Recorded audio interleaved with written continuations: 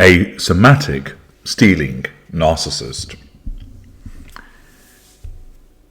Regular viewers will know that my extensive work about narcissists classifies them with reference to subschools. For example, middle lesser, upper lesser type A, middle range type B, upper mid range, lower greater, and so forth.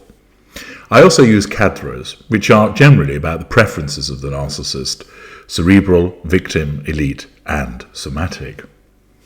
Somatic narcissists are moved by appearance, material items, money, looks, attractiveness of the physical form, being seen in all the best places, wearing expensive clothes, going to noted holiday places, being seen dining at the inn place in town, having a beautiful house, having a beautiful partner, and so on and so forth. Somatic narcissists prefer the material, and their narcissism goes in the pursuit of that as part of the way that they achieve the prime aims. Certain narcissists steal.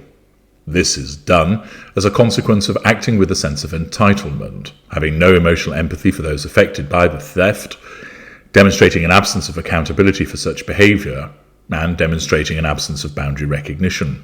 What's yours is mine. The narcissism will cause the narcissist to justify the behaviours so that they see nothing wrong with stealing. I was entitled to this. I should have been paid more. That's why I've taken the money. You've got plenty, so you wouldn't miss a few. There are lots of reasons that it would be justified. A common factor with regard to the behaviours of certain people is that they are actually narcissists, but they get their behaviour dressed up as something else, which can, at times, be misleading. Someone could be described as having anger management issues, when in fact they regularly display heated, ignited fury to an extent that they could only be a narcissist. A woman might be described as high maintenance because of the demands and the sense of entitlement by which she operates, whereas in actual fact, she is a narcissist, asserting control by ordering people around and expecting everybody to understand and anticipate her needs in an instance. There are many occasions where the media uses certain phrases which, in a sense, euphemize the behavior of narcissists, that certain behaviors and dynamics that are clearly that of a narcissist are described as something else, almost as if it's less harmful. And we have another instance of that has taken place in an article written by Lawrence Sleater for The Times, which provides us with an opportunity to get behind the language used to see that in actual fact there's a narcissist at work, but they've been described as something else. The title reads, "Beauty clinic manager with imposter syndrome stole £50,000 for treatment." Now, just because somebody steals, that does not automatically make them a narcissist. People who are not narcissists also steal. In fact, there are lots of normal people that steal. They do so because they might be an habitual criminal. They may well do so because there's an external stressor which reduces their emotional empathy. For instance, they're in financial difficulties. They're struggling to pay their mortgage or put food on the table, which causes them to steal from elsewhere. Thus, just because somebody steals, it doesn't mean that they are a narcissist. But somebody who does steal is showing that they are acting with a sense of entitlement, showing an absence or reduction of emotional empathy, showing a lack of accountability for their actions, demonstrating a lack of boundary recognition, and thus they are all narcissistic indicators. Whether they amount to a narcissist depends, of course, on far more narcissistic indicators being identified over a sustained period of time.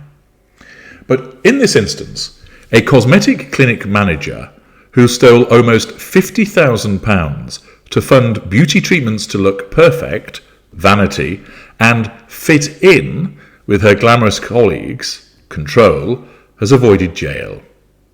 Rebecca Leclerc, 36, took £48,683 between April 2022 and March 2023 while working as a practice manager for Rither Aesthetics, a private beauty clinic in Bournemouth, Dorset. Breach of trust.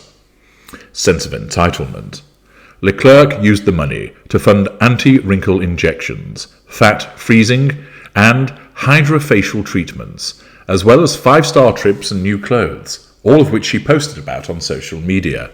Vanity, use of social media for bulletins. Her lawyer said that she suffered from imposter syndrome with her job and felt inadequate as she was surrounded by beautiful, confident women. Pity play, threat to control.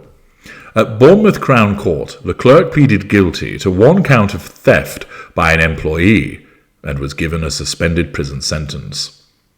The court was told that over the 11-month period, Leclerc from Bournemouth would take cash payments from customers. Note, it's over a sustained period of time that this behaviour is taking place. And she would take the cash payments from customers purchasing beauty treatments and deposit them into her own bank instead of the company's. Thus, this wasn't a spur-of-the-moment thing, but rather was an instinctive response on repeated occasions. She was caught when the clinic's accountant notified the owner, Victoria Manning, of a cash shortfall of £48,683. After Manning confronted Leclerc, she claimed that it was in a holding account, lie, but walked out of the building soon after, assertion of control by withdrawal, leaving a resignation letter behind. Richard Tutt, for the prosecution, said, Rebecca Leclerc admitted to taking the cash. She stated a number of personal reasons for doing so, including mental health, her father's death, and the breakdown of her marriage. Blame shifting, pity plays. Amber Atwell, for Leclerc, said, she wanted to provide her children a better life.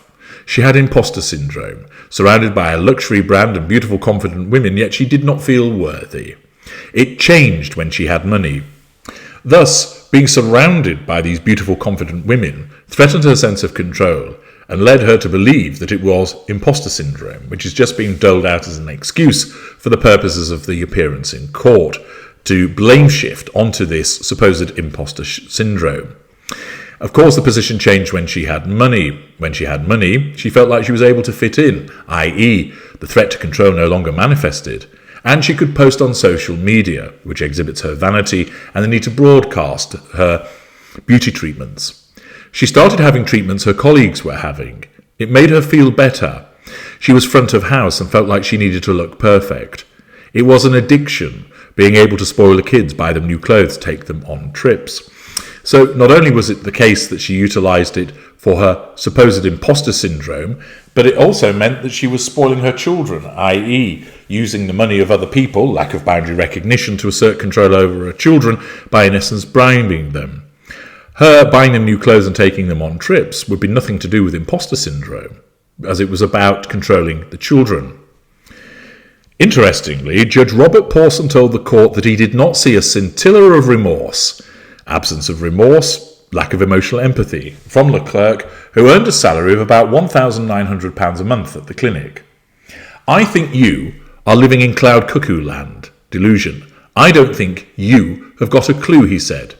You worked your way through £1,000 a week for a year, and you have nothing to show for it other than a load of social media posts. Superficiality of the narcissist. You weren't living in your means, and you spent other people's money, lack of boundary recognition, on any number of materialistic and shallow things. You did not prioritise your children. You prioritised fun and spending. You were entirely selfish. You had a perfectly good job earning a not insignificant salary. Your real remorse, it seems to me, is for yourself, the typical self-absorbed nature of the narcissist. You were perfectly happy to go to Centre Parks and Edinburgh with no hint of shame. An awful lot of this you put down to the other people, your ex-husband's fault, not looking good enough in the workplace. The lifelong adverse effect of what you have done on your children is your own fault. Blame shifting. He sentenced her to 14 months, suspended for 2 years with a 3-month curfew and 120 hours of unpaid work. He added that the only reason she avoided a prison sentence was because her 12-year-old son and 8-year-old daughter needed her. Thus, she spoke about having imposter syndrome, which didn't stack up on the facts, and in actual fact, what you were witnessing was the behaviour of a narcissist acting with a sense of entitlement, a lack of emotional empathy, a lack of accountability, grandiosity, lack of boundary recognition, and someone who was manipulative. Another instance of a narcissist who's not seen as such and described as something else. I'm H.G. Tudor. Thank you for listening.